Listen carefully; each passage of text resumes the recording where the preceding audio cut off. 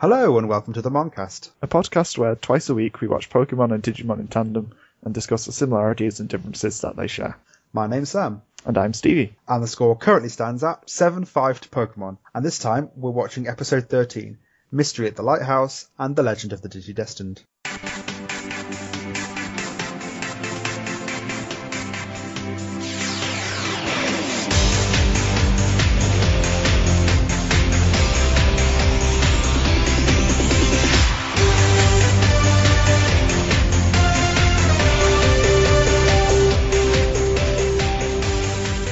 Feedback time. I'm so excited for this. Yes. First and foremost, we have an absolute abundance of tweets from May from Lost in Translation Man, because they've been catching up, because they've been watching Pokemon alongside us, and they finally caught up. This time they ask, you have to choose one to not exist, Pokemon or Digimon. Which one would you choose? I'm going to say Digimon because there's a bigger fan base for Pokemon and there would be less people who would be hurt by the disappearance of Digimon. Even though I would be hurt, and I know a lot of people would be hurt.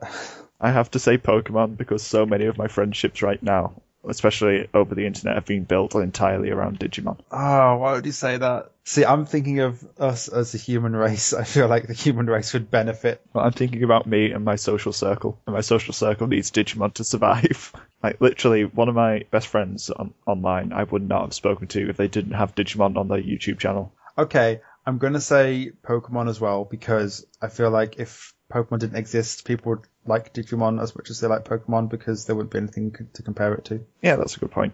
So Digimon would be the bigger franchise, and Digimon would be winning. It'd be winning the battle against no one. Okay, yeah, I'm going to say Pokemon as well. It was Digimon because of the benefit of mankind. But no, it's going to be Pokemon because then Digimon could succeed. And their other question was, why is Tyranitar the best Pokemon? I know May really likes Tyranitar, and I know you got the Tyranitar card in the trading card game.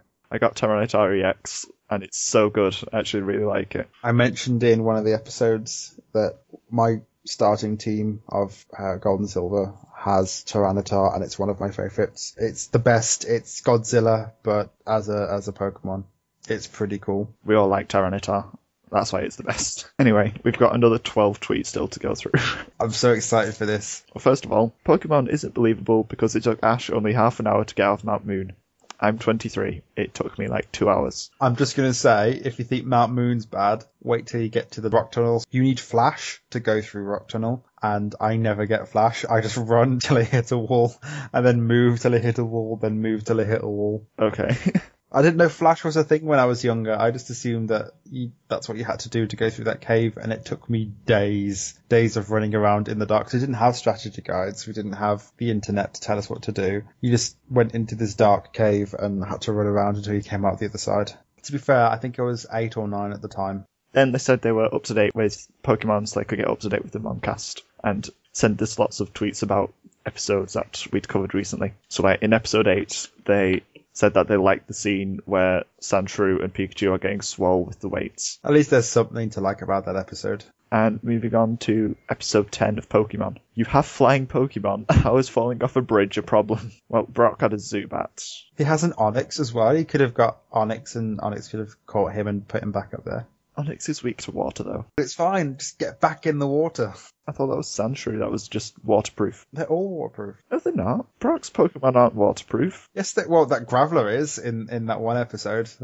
I don't remember him having a Graveler. He has a Geodude. So if Graveler's immune to the water attacks of Starmie, then clearly Geodude should be immune. I think you're talking about the school episode. Anyway, they also feel sorry for Team Rocket most of the time. James is the greatest, though. Yeah, I could agree with that. James is fantastic. Yeah, I realised in this episode that I actually really like James's voice. James. I got a lot to say about this episode, about Team... Well, not a lot, but I've got some fun things to say about Team Rocket in this episode. I don't really feel sorry for Team Rocket, though. Like, they are, at the end of the day, trying to do evil things. I just find them funny more than anything else. They're likeable characters, at least. They're okay. They're cool. The favourite part of episode 7 was when James was being electrocuted at the Cerulean gym, and he said he wants to go straight. Yes! I also agree that's funny. I totally believe that James could be bi. He's just an amazing person. James is the best in Team Rocket. He makes Team Rocket. I know Meowth's kind of important, but I do feel like James has got that really silly side to him. I think what I like about him the most is just how giddy he gets. He has that little giddy laugh that he does, and it's so good. And also I like the way he says James. Moving on to the next string of tweets that they sent. They just realised that Who's That Pokemon isn't in the Netflix version. They were wondering what was missing. Oh. You're not missing out on that much, really, because it's always super easy to get it, because they show you the Pokemon in the episode anyway. Because normally it's the Pokemon that's in the last shot of the episode before it goes to break. If it was one from a different episode, it'd be better. It's not a challenge, it's just, who's that Pokemon? Oh, it's Squirtle. Of course. I like ones where they have jarring sounds, like Victory Bell is just a scream. So you just hear, who's that Pokemon? It's Victory Bell, and just a high-pitched, piercing scream. Okay. They really liked the Bulbasaur episode, but the school episode was meh, even if it did have fantastic game references, which they liked. And that was sort of the conclusion we came to as well, which was that we did like Bulbasaur's episode, and the school episode was pretty bad. The one thing they did like about the school episode, though, was that Team Rocket were failed students, which was sweet, because they like Team Rocket. It's also upsetting because you learn more about Team Rocket's backstory, and that actually contradicts it as well, because the first time they meet is Team Rocket training school, but somehow they both also went to this school. No, they can be failed students at a different school. Anyway, they say that the Pokérap calls Poliwag Poliwrath, and then lists Poliwag as Poliwag in episode 11. I've not actually heard the Pokérap. I don't think it's in the version that I watch. No, I leave it out of my version. I listen to the opening because the opening is good, but I don't listen to the Pokérap. Is the Pokérap the outro song? No, it's just a random thing that's added in. And there's 4 of them or 5 of them, and when you have them all together, it's all of the Pokemon. Okay. And then they have Pikachu's Jukebox, which are songs.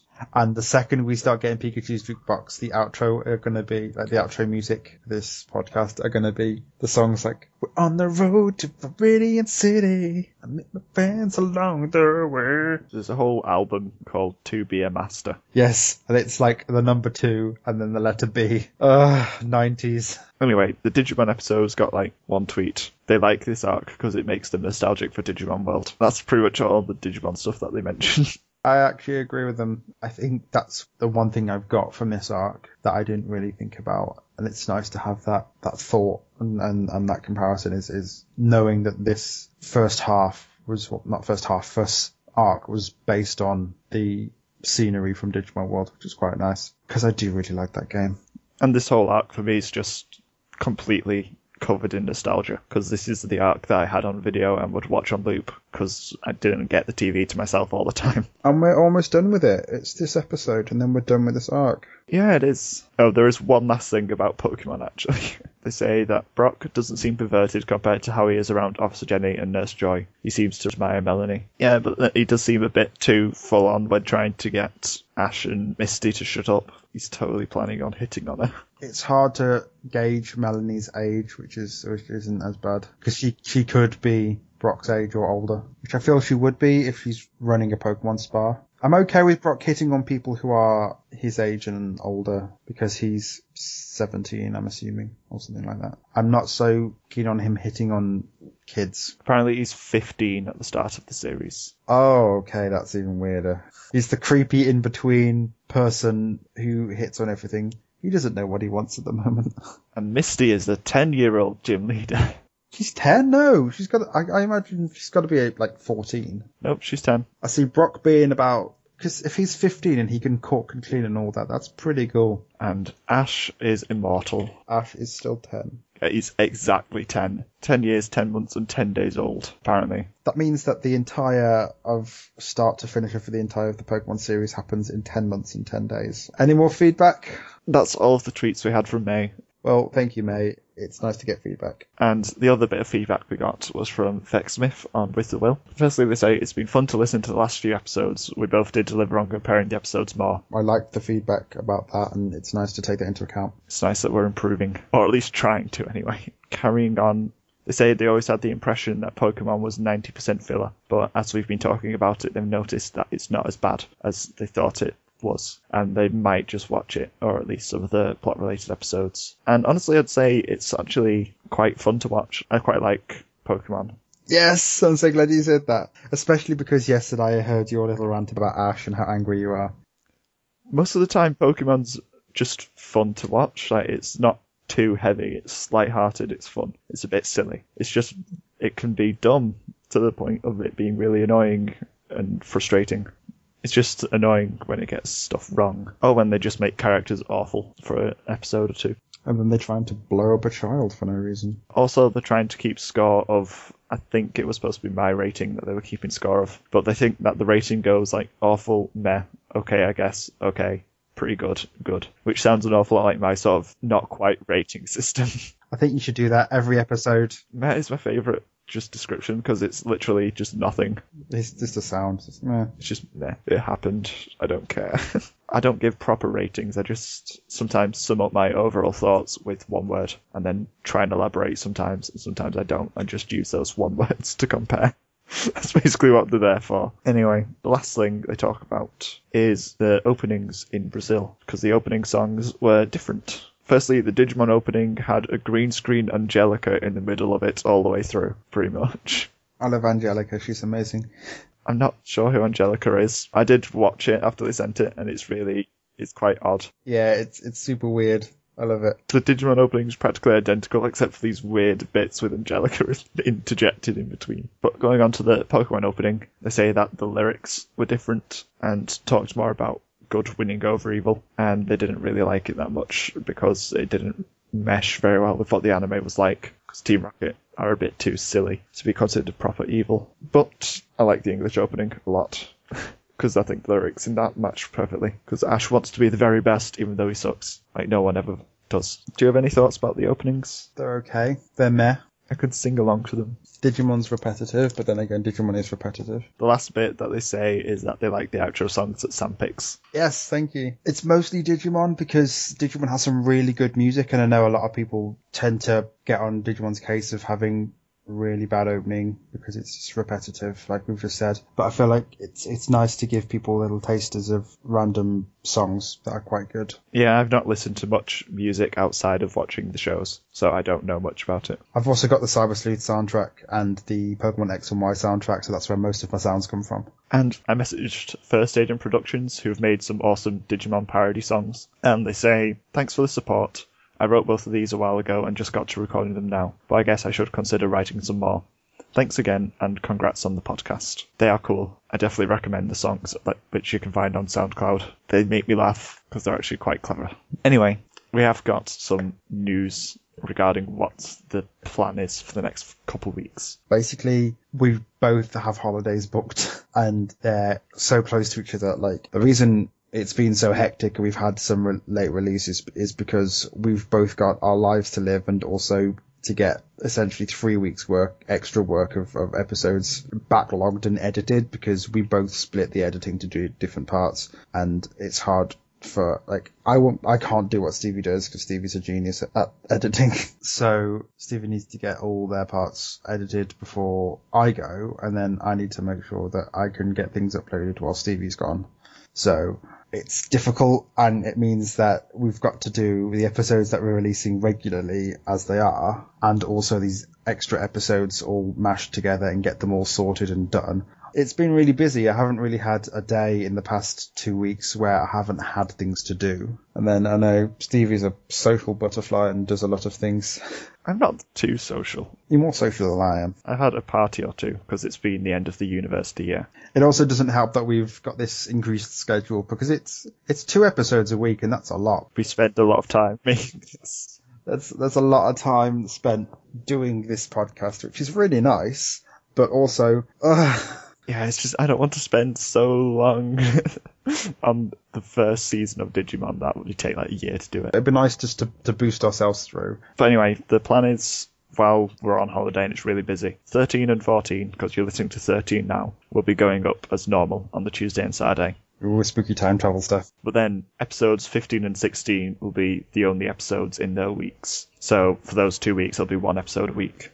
And in episode 15, to make up for the fact that it's only 1 episode, we have a special guest. Yes, we've already recorded due to timey-wimey stuff. I'm pretty sure it's over an hour long, so it's going to be a nice, sizable episode. Yeah, right now it's an hour and 6 minutes long. So when it's edited down, it'll probably be like our longest episode yet. And episode 16 is going to be a regular episode, but it's going to be the only one in that week because we can't do too much.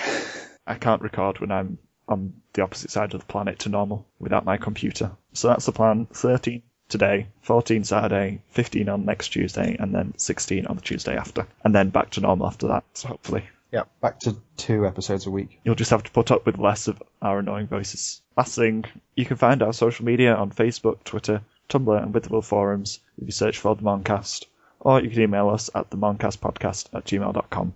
You can also leave a review for us on iTunes or Stitcher if you want to help us reach more people. The first episode we are watching this time is Mystery at the Lighthouse. Ash gets called out for being a sucky trainer, so he runs off and fights a crab with a stick to prove everybody wrong. When he catches the crabby, game mechanics are discussed, and then suddenly Lighthouse. Inside the lighthouse, they meet a kabootser, Bill, a Pokemon researcher who's stuck in a cosplay outfit.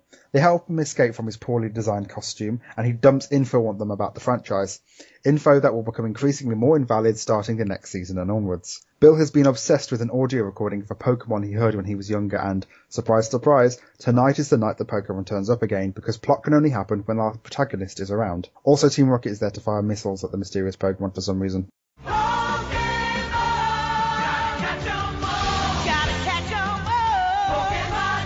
So, what do you like about this episode? I like it when they all just wail on Ash. It says all the things I've been saying, just like he didn't actually earn his gym badges, he's rubbish at catching Pokemon. Only properly caught, maybe, Pidgeotto, because Caterpie he just threw a Pokeball at, and that was because Caterpie was quite weak. It's because Caterpie ran into a tree or something. I've got in my notes in little brackets, Stevie will like this moment a lot, because they're calling him out for like acting so smug all the time, even though he has no reason to be. Yeah, exactly. They could actually just both withdraw his badges if they wanted to. They could. Well, Brock could. I don't know if Misty can, because it was one of Misty's sisters that gave it to him. There's no reason why Brock shouldn't just go, hey, I'm going to take it back. I like everything about the Krabby scene. It's really funny. It's just super tiny and it's really cute. And Ash just being like, oh, I'll show them the best. Where's he running to, first of all? Is he just running to go and catch them all right now? I guess he just wants a Pokemon. He storms off and runs away and sees a tiny crab on a beach. It's that moment where it walks underneath him and he's just looking through his legs at Krabby. It's like, why are you being so dumb? And then he takes all of the knowledge and experience he's got from his 2 badges and has a battle with Krabby, which is a stick, because that is a Pokemon. He's gone off to show everybody how good a trainer he is, and yet he doesn't use a Pokemon to fight Krabby. Pokemon Battles 101 it's a Pokemon battle, therefore Pokemon. But this is Ash you're talking about. Honestly, it's like he regressed. Like, just in the Charmander episode, he was like, oh, I know how to catch Pokemon now. I have to fight it and weaken it. And then now he's just like, I'm going to use a stick. I feel like he does take step backs in between episodes. They probably just couldn't be bothered animating this proper battle. He catches a Krabby though, which is nice. I like Krabby. It's a nice design. It's just a crab. Yeah, it's great. What else do you want? It's like the simplest design ever. It's just a crab. It is just a crab. I'm pretty sure his name in Japanese is just crab. Like it translates to crab. Nice. There's actually a meme about this. The only step is crab, I think it's called. Japanese title, crab, meaning from crab. Crab is literally crab. Origin, it is based on a crab. The crab cycle. There is only one step, and it is crab. I'm so glad I remembered that. That cheered me up. That'll get me through this episode. That's silly. Yeah, it's great. Do you know what else is silly? What is silly? When people reply to Pikachu with Pika. It's really funny. It's silly. Pika, Pika. Pika? Pika? You're missing an important part, though. The Pokedex can be used to switch Pokemon, and teleportation exists. Yeah, that's different. Just press this little white button and you can switch Pokemon, which I get makes sense. And then I've got a note saying, why wasn't that used in the games instead of going to Pokemon centers to change? And then actually on second thought, I understand it, that if you could switch your team anywhere and anywhere, you wouldn't have the risk of having your entire team faint. It's a good thing to have in the show because it means Ash can change Pokemon whenever without it being too much of a deal. Pokédex power. It's a small teleporter. I like how Team Rocket are singing their motto to themselves, and it also includes a costume change. They have a completely different costume and then they change it back into the uniforms. During the motto, it's like, oh, bless them. They love their motto so much. They had like a subtle change in the first few lines. It's great. It makes me happy. They're so nice. They're good people. Except they're not, really. They're kind of pointless in this episode. They nuke the giant mystery Pokemon. They used the guns they used in the last episode to shoot Godzilla. Because this Pokemon, this mysterious Pokemon whose identity we do not know, reminds me of Godzilla so much. I can see why. It's big. It's a big lizard. Coming out of the ocean. Any likes? I liked the whole mystery thing. Well, it was good while it was still a mystery, but then when they showed who the Pokemon was. They didn't show what the Pokemon was? You never saw? We don't know what that is. I don't know what Pokemon that is. Who knows? I know what it is. No, you don't. It's a mysterious Pokemon. It's quite clearly a gigantic Dragonite. Don't know what it is. No one knows what this Pokemon is. It's a giant Dragonite. No. Okay, he's got a wall of the entire Pokedex in his house, but we have no idea what this Pokemon is. Who knows? It's a giant Dragonite. Who knows? I know. It's all very mysterious. I've worked it out. There's even a cloud at the end shaped exactly like this Pokemon, but who knows what it is? I thought that was a wonderful little touch. Dragonite is supposed to be a legendary thing. It's the only dragon type in the first generation, so it's kind of a legendary Pokemon. Like ghost types, Ghastly Haunter and Gengar are the only ghost types in the first season. And then even ice types, you've only got Jinx and Articuno, and maybe Dugong. Speaking of part world Pokemon, there's a Kabuto in this. There isn't. There's a man in cosplay. I know, but you think it's a Kabuto before it goes to break. And I was like, oh my god, Bill's turned himself into a Kabuto. Well, in the game, he merges his DNA with a Pokemon. Becomes a Clefairy in the games, doesn't he? Yeah. And that's how you get the ticket for the SSN, which we talk about next week. Any more likes? I haven't got too many likes. There was a great line from James where he says, so size does matter. James and his innuendos. Yeah, I've got no more likes for this episode. The giant Dragonite's pretty cool. You don't know what it is, Stevie. Just stop with that joke. We don't know what it is. This episode title's going to be, who's that Pokemon? No, really, who is it? We never know. Is it Mewtwo? Is this where Mewtwo is? Is this Wallace? I just like the giant mystery Pokemon. I'm ready for dislikes. Dislikes, obviously there was Ash regressing and unlearning things, which was dumb. The opening was really weird because I've mentioned in a few episodes that they have this weird disjointed start where sometimes it's doing super anime things and sometimes it's a bit meta like in the last episode. But this episode's opening was odd. They're in spotlights and introducing Pokemon as if they're actors on a stage, and then Ash straight up talks to the narrator. It doesn't make sense. It's fine. It's weird. I liked it. Also, yeah, what's the plot of this episode? There isn't one. Yeah, it gets to the halfway point and all he's done is ran away and caught a Krabby and seen a lighthouse. There are other episodes that have done a lot more in the first half. Yeah, it's quite clearly just trying to drag it out for time because they get really explainy when they're leading up to the lighthouse. Super filler. The only thing that happens is Krabby. Like, all three of them say what they need, and then they spot a lighthouse, and then all three of them explain why that's good for what they need. But even the lighthouse is a thinly based thing. It's, I've been looking for this one Pokemon that I heard a long time ago, and then it doesn't even reveal itself. It's just, it turns up, it goes near the lighthouse, and then gets blasted. So we'll never know what it is. It's a giant Dragonite! We will never know what this is. Who knows? Okay, you're actually annoying me now. You're being like Ash, reluctant to learn. How dare you?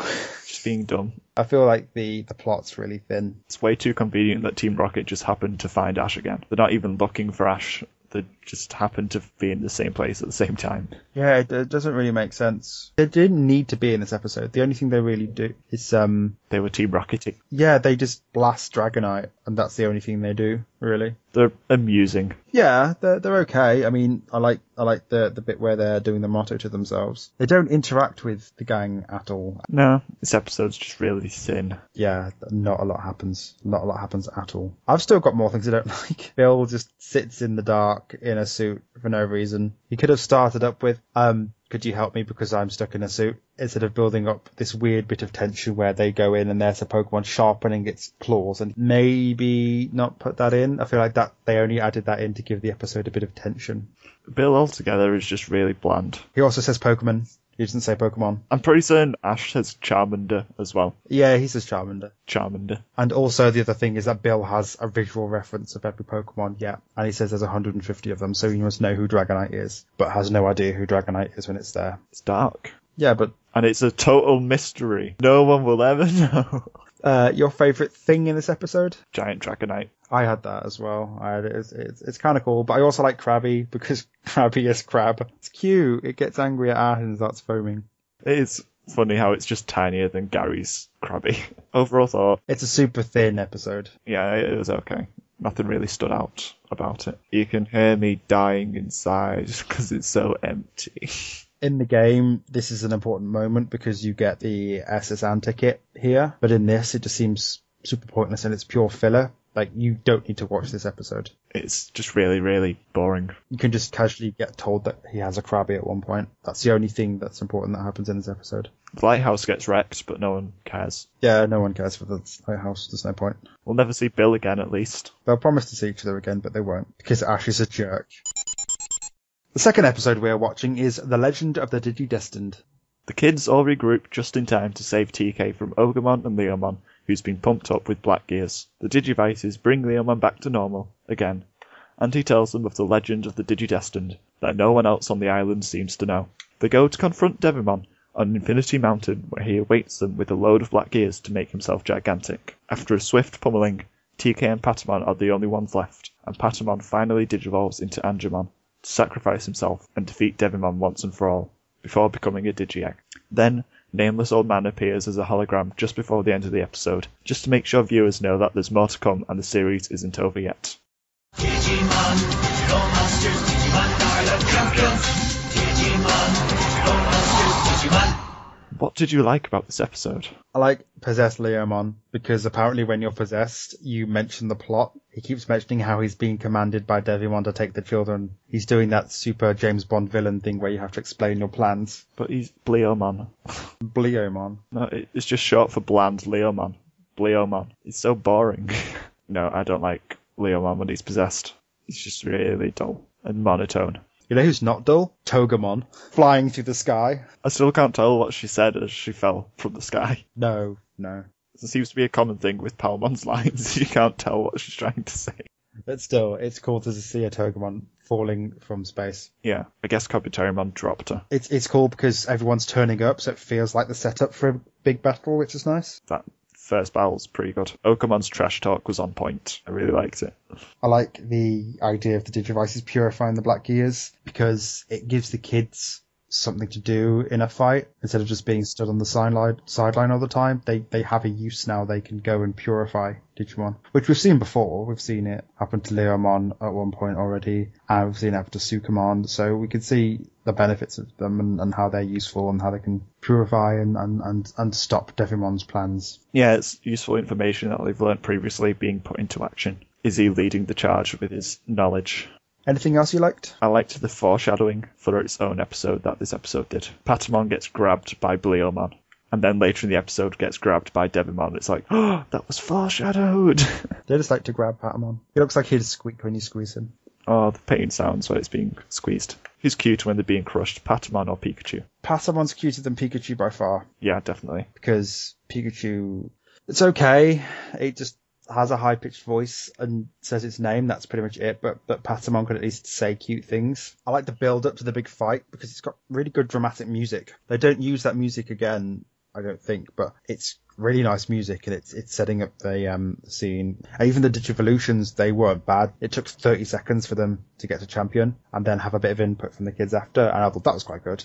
That clearly shows it's going to be a good episode because they've cut down the Digivolutions into a short time. So yeah, that excited me. I was excited for this fight. I didn't know about the music being different, and it was different, and it set the tone for the fight that's about to happen. It's the big fight that they've got. It's the big bad that is the biggest boss they've had for the season because it's the first big bad, and it's nice to see the build up of everything they've achieved now fighting this guy who has made himself gigantic. Yeah, finally Devimon does a good job as a villain. He should have just done this in the first place, really. He should have, but he won't because he likes to be dramatic.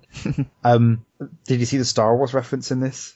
What was the Star Wars reference? When Kabuterimon gets knocked away, it's spinning like Darth Vader's TIE Fighter does in Star Wars, and it also, Kabuterimon sounds like a TIE Fighter for half a second. Yeah, I noticed there was a weird sound. It seems like they all make plane sounds or something when they're being swiped away. Any more likes? I like how Patamon's attacks both have alternative names you can use. It does? Yeah, like Boom Bubble can also be called Pow! And Angemon's Hand of Fate can also be known as Haish! Patamon, bless him. I've got a note, one of my notes just says, where is it? Oh, you little bean, don't cry. Because you can feel his frustration and despair of being unable to digivolve, because obviously they've got a giant Devimon hand coming right towards them, and he's just in tears because he just wants to digivolve so badly. He's made up his mind now that he needs to fight to save TK, and he can't do it. Yeah, that whole moment was really good when Patamon finally digivolved. Digivolves into sexy cosplay Mon. Digivolves into Jesus Mon. It's really good. I like Angemon's design. Angemon's a really interesting thing. He seems the most mature out of the Digivolutions. Yeah, his personality is totally different to Patamon's. All of a sudden he's angelic warrior of justice or something. Also, the Hand of Fate is OP, please nerf. It just consumes the island with light. Well, he had all of the Digivices helping him as well. That's an ability that only he has, I think. I couldn't see the other ones doing it. It's the light of the Digivices that he was using. He uses it that much that he blows them both up. And then TK's in tears. And I can understand that because it would be traumatizing for anybody, even though, like, TK is 8, but to see your friend turn into an angel man and then to have the angel man do the weirdest dying ever, which is just to explode into special effects. But it's fine because Angemon is Jesus, so he's going to be resurrected in 3 days. There's an awful lot of parallels between Angemon and Jesus. Well, he is an angel. Yeah, exactly. He turns up, he dies to save them from the evil that is Sin or Devimon, and then he's resurrected in like a few episodes, and then he's back a few times. Angemon is just Jesus. I don't know what else to say about that sentence that you just said. It's really interesting that they kept in all of these religious elements and didn't try and hide them at all, which I think is honestly quite a good thing, because if they did try and make it different or cover it up, I don't think it would have worked. They were faithful to the original about the faith stuff. I'm done for likes, I'm ready for dislikes. One last thing I liked was Greymon's sitting pose. Okay. Oh, it was amazing. Like right after Greymon's been knocked down by Ogamon or whatever, and he's just sitting down. It's like he's trying to get his legs crossed, but they can't reach each other. So they're just like in front of him on either side. Oh, bless. But yeah, that's my final thing. Okay, well, on the fact of Greymon, one thing I didn't like was the scaling in this episode is really weird. Greymon seems really huge in one shot when he stood next to Tai. I think that might have just been the camera angle. No, because Tai was definitely stood in front of Greymon or next to Greymon. I don't know, I'm being petty with Image again. I didn't think Greymon looked too big. The scaling's usually just all over the place in Digimon. And Pokemon, because that one shot with Pikachu, him being giant. Was it Leomon or Devimon who calls them Digimons? It's Leomon. I don't like them being called Digimons. The Digimons will digivolve. It's weird, I don't like them being called Digimons. Plural of Digimon should be Digimon. Otherwise the title music should be Digimon's Digital Monsters. Other things, Ogamon literally talks to the camera before he runs away. Bit of fourth wall breaking. Which I guess could also be sort of a good thing as well, because it's not taking itself too seriously. Yeah. Especially considering what's just happened. Yeah, it does sort of break the immersion a bit. It's a time-consuming defeat, though. It's never happened before, and it never happens again, where they're just dissolving from the feet upwards. And then Angemon gets to be passive-aggressive towards TK a bit. I'll come back if that's fine with you. I mean, do whatever, dude. I can go if you want. I can just go if you want me to go. It's fine. Jesus only came back when his disciples wanted him to. There's so many parallels. Angemon certainly has the hair. He just needs the beard. But that would make the helmet not look as good. Nah, the helmet's cool. Except I don't like there's a shot where you can see the lighter nubs on the sides. Makes it look like eyeballs, and he just looks like he got a massive dirt face. It's when he's doing Hand of Fate. You have to see the white nubs on his helmet as eyes. Yeah, I get it now. He looks like a fish or something. It's just super derpy. Gobamon's dirt face is still the supreme dirt face. Gobamon's still the best. Yeah, I think the last thing I've got that I don't like about this episode is it's just plot convenience of them being next to the projector thing that's covered by a bit of dirt. Yeah, and then all of a sudden everyone's gathered around TK.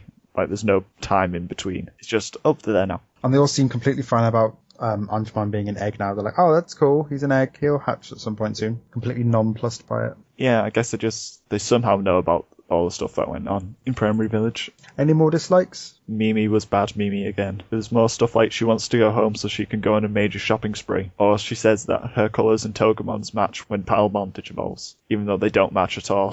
Favourite thing? I've got Angemon because he's kind of cool. Patamon / Angemon. Both of them, that whole character is... I adore Patamon, and it's so good. It shows a negative to this type of evolution because obviously this evolution's not a natural one. It's a burst of power, and it's temporary. and he ends up having too much power with it and destroys himself in the process. Well, that's probably because he basically just took all of the power from the Digivices as well and turned himself into a nuke. It also hints at, if this can go wrong and he can destroy himself this way, what else can go wrong with evolution? Okay, overall thoughts? I have mixed feelings about this one. It's an okay episode. It's the end of potentially the most boring arc of this season.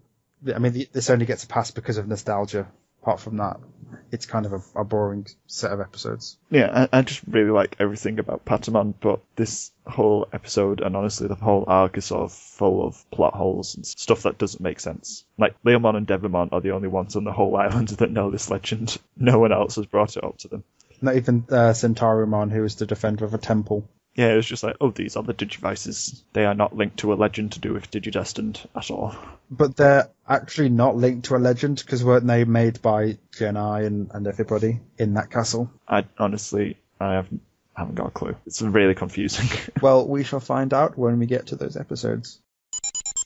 Now it's time for Mono a Mono, where we talk about the similarities and differences in these episodes. So let's start with our monsters of the week. I'm going to say Jesusmon. Mine is also Jesusmon. It's an angel. Yep, it reflects Devimon, which is cool. Well, I mean, what else could Patamon have turned into? It is light versus darkness, which is just always a good sort of theme, and can bring up interesting questions when done right. I don't think it wasn't a particularly complicated light versus dark situation.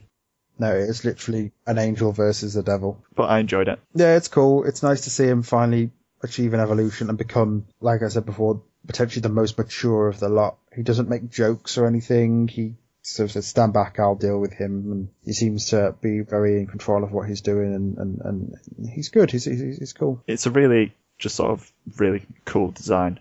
And the shift in Patamon's personality when it digivolves becomes so much different. Like, you can tell, oh, he's serious now. He's going to get things done. He's going to wipe out Devimon. Which episode do you think had the best storyline?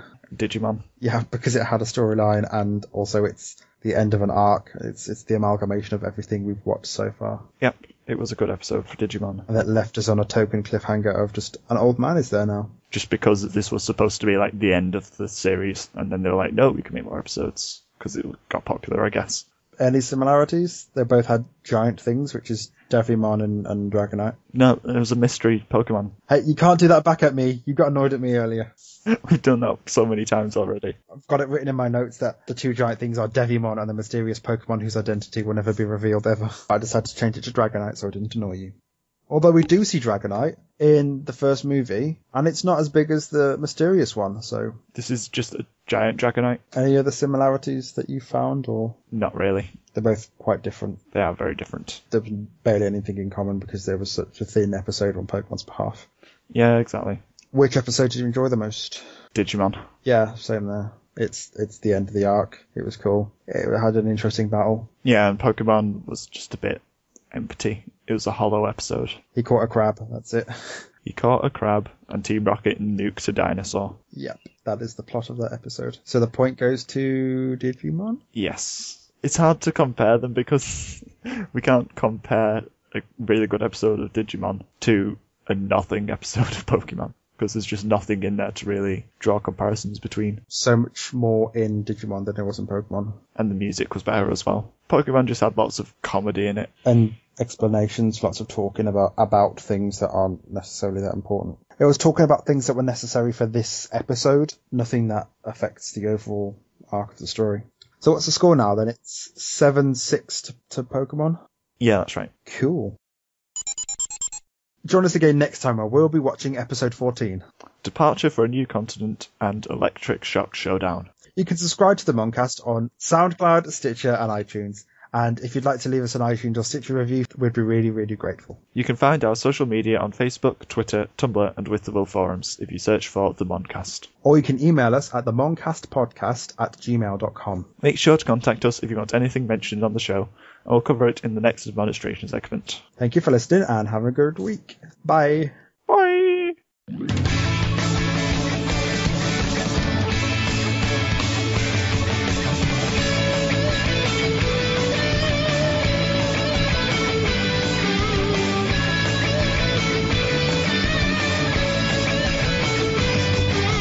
危険な蝶になってきためくさせ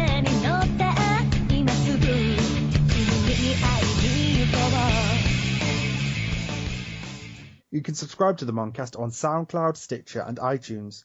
And if you'd really like to leave us an iTunes or Stitcher review, we'd be really grateful, or something. You can subscribe to the Moncast on SoundCloud, Stitcher, and iTunes. And if you'd like to leave us an iTunes or Stitcher review, that'd be really grateful. I can get it.